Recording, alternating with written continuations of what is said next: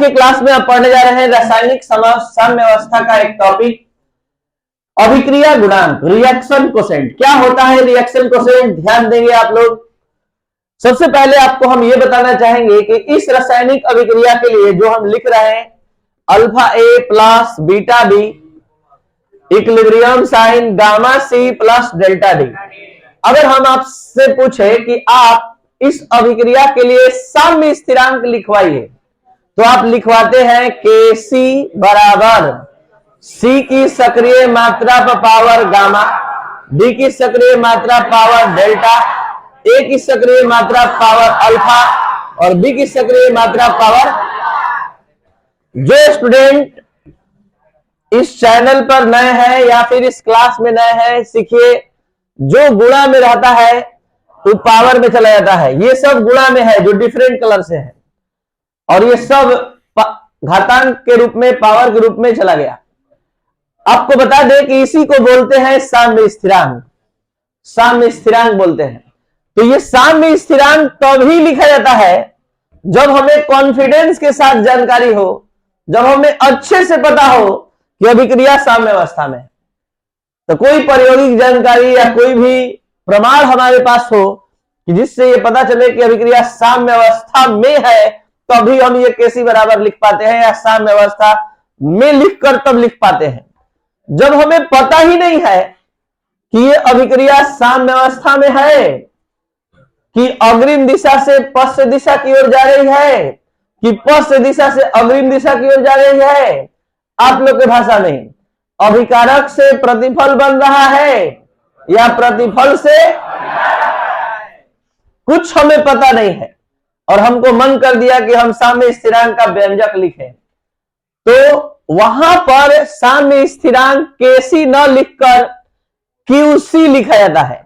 जिस तरह से साम्य स्थिरांक दो प्रकार का होता है, एक सांद्रता के पद में, एक दाब के पद में, उसी तरह से क्यूसी भी दो प्रकार, क्यू भी दो प्रकार का होता है, अभिक्रिया गुणांक भी दो प्रकार का होता है, एक क्यूसी और एक क्यूपी, एक सांद्रता के पद में, एक दाब के पद में। ये सभी जो हम लिखे ये सब सांद्रता है सी डी ए बी का। एक बार फिर से ध्यान दीजिएगा, क्या पढ़ने जा रहे हैं, इसका क्या इंपॉर्टेंस है, सब कुछ बता रहे हैं। इस अभिक्रिया के लिए साम्य स्थिरांक का मान ये है। ये साम्य स्थिरांक तब लिखा जाता है जब हमें पता हो कि अभिक्रिया साम्य अवस्था में ही है, तभी हम लिख पाते हैं। लेकिन जब हमें पता नहीं है कि अभिक्रिया साम्य अवस्था में है, कि अभिकारक से प्रतिफल बन रहा है बटपर या प्रतिफल से अभिकारक बन रहा है, हमें कोई जानकारी नहीं है और हम साम्य स्थिरांक का मान लिखना चाहते हैं, तो वहां साम्य स्थिरांक बराबर तो नहीं लिख सकते हैं, उसके जगह पर साम्य स्थिरांक का स्थान ले लेगा अभिक्रिया गुणांक, जिससे ये पता चलता है कि अभी हमें जानकारी नहीं है कि अभिक्रिया साम्य अवस्था में है कि नहीं है। तो यहां पर वैसे ही लिखा जाएगा जैसे साम्य स्थिरांक लिखाता है, यानी सी की सांद्रता पावर गामा, डी की सांद्रता पावर डेल्टा, ए की सांद्रता पावर अल्फा और बी की सांद्रता पावर बीटा। तो इसलिए हमने परिभाषा दिया कि किसी भी समय निर्धारित किए गए साम्य स्थिरांक के मान को अभिक्रिया गुणांक कहते हैं। सवाल उठता है कि आखिर इसका जरूरत क्या है। तो मान लीजिए ये रासायनिक अभिक्रिया है और इसका केसी का मान पहले से हमको पता है, पहले से हमको पता है, और किसी क्वेश्चन में इस चारों का सांद्रता का मान दिया है, चारों का, और ये पावर भी पता है, सब पता है, तो हम क्यूसी का मान निकालें और क्यूसी का मान पूरा गुणा भागा करके हल करने पर एकदम एक्यूरेट यही आ रहा है, एकदम एक्यूरेट यही आ रहा है। तो हम क्या कहेंगे, हम यही कहेंगे कि अभिक्रिया साम्य अवस्था में है, क्योंकि क्यूसी का मान पूरा पूरा केसी के क्या है, तो अभिक्रिया साम्य अवस्था में। लेकिन जरा सोचिए, जब क्यूसी का मान केसी के बराबर है तब तो आप बोल दिए कि अभिक्रिया साम्य अवस्था में है, और जब इसका मान अगर 3.21 होता तो क्या कहते कि क्यूसी का मान तो अधिक न हो गया केसी से, तो क्या कहते। और जब यहां पर ये 1.01 होता तो क्या होता, क्यूसी का मान तो कम हो जाता केसी से। तो जरा समझिए कब कब आप कैसे कैसे समझिएगा। पहला तो समझ गए कि जब क्यूसी बराबर केसी होगा तो अभिक्रिया क्या होगी, किसी को डाउट है। अब जरा क्यूसी का मान अधिक होगा केसी से, तो जरा सोच के देखिए तो क्यूसी का मान कब अधिक होगा, कब अधिक होगा, जब प्रतिफल की सांद्रता अधिक होगी कि अभिकारक की, अंश बड़ा होगा कि हर, तब क्यूसी का मान अधिक आएगा। ऊपर वाला का गुणनफल अधिक होगा नीचे वाले से, यानी अंश बड़ा होगा हर से, तब क्यूसी का मान अधिक आने का संभावना है। तो इस बात को हम समझाने के लिए एक एग्जाम्पल का सहारा ले रहे हैं, और ये एग्जाम्पल ये है कि ये है एक पानी का टंकी, ये है दूसरा पानी का टंकी, और यहां पर हम एक पाइप से दोनों को कनेक्ट कर दिए और एक चाबी लगा दिए। जरा समझिएगा, और इसमें हम यहां पर ध्यान देंगे, इसमें हम अभिकारक को समझ रहे हैं, अभिकारक की सांद्रता इसमें भरा गया है, और इसमें प्रतिफल, ठीक है, सी और डी। जरा सोचिए कि अगर हम बोले कि क्यूसी का मान केसी से तभी अधिक होगा, या क्यूसी का मान तभी अधिक होगा जब सी और डी की सांद्रता क्या होगी, ठीक है। तो सी और डी में पानी अधिक भर दिए, ठीक है, वाटर लेवल अधिक कर दिए इसमें,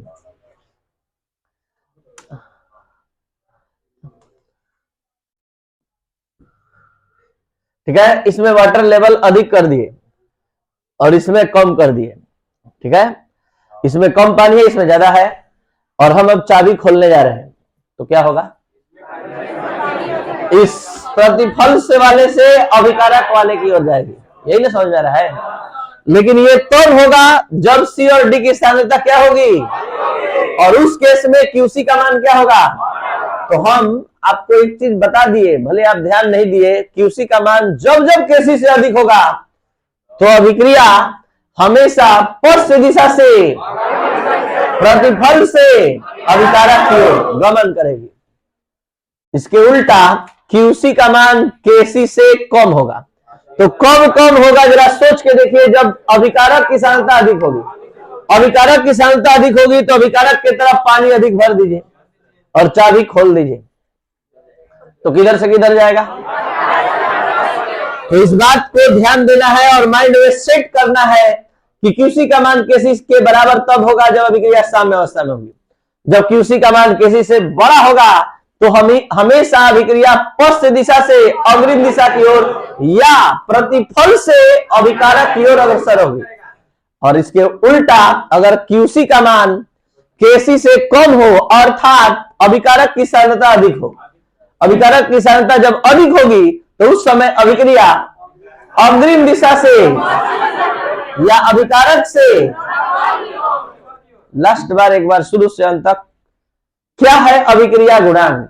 किसी भी समय निर्धारित किए गए रिएक्शन, मतलब किसी भी समय निर्धारित किए गए साम्य स्थिरांक के मान को अभिक्रिया गुणांक कहते हैं। The value of equilibrium constant during the progress of reaction is called reaction coefficient. It is denoted by Q, इसको Q द्वारा डिनोट करते हैं। अगर सांद्रता के पद में रहेगा तो QC, दाब के पद में रहेगा QP। अब यहां समझाया गया कि अगर QC KC के बराबर है तो अभिक्रिया साम्य अवस्था में होगी। QC का मान बड़ा होगा KC से तो तभी बड़ा होगा जब प्रतिफल की सांद्रता अधिक होगी। तो आप समझ गए कि QC का मान KC से जब बड़ा आएगा तो अभिक्रिया पश्च दिशा से, ठीक है, प्रतिफल से अभिकारक की ओर अग्रसर होगी।